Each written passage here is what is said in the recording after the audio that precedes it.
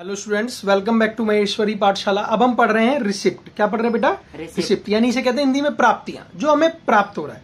Receipt are categorise into revenue receipt and capital receipt. क्या होती हैं?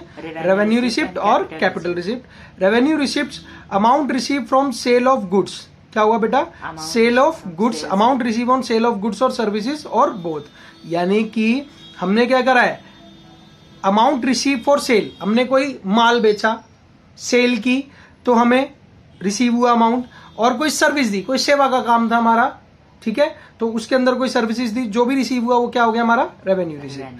It is the amount received in the normal course of business से against cell of goods और rendering of services of और interest on investment of business resources से in fix deposit. तो क्या है बेटा?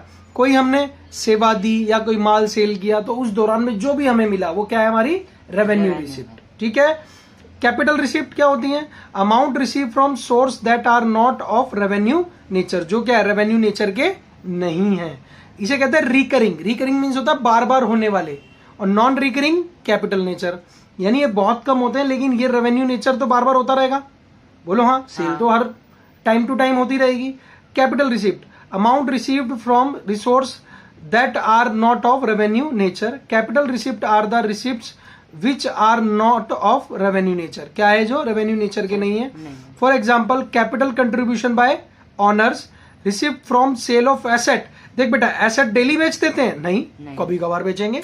तो क्या है ये? Capital nature. Such as machinery को बेचा, वो भी कभी बेचेंगे। बिल्डिंग भी बहुत रेयरेस्ट होती हैं। Furniture, investment, loan etcetera, they either increase liabilities और reduce asset, thus are shown in the balance sheet. क्या करेंगे?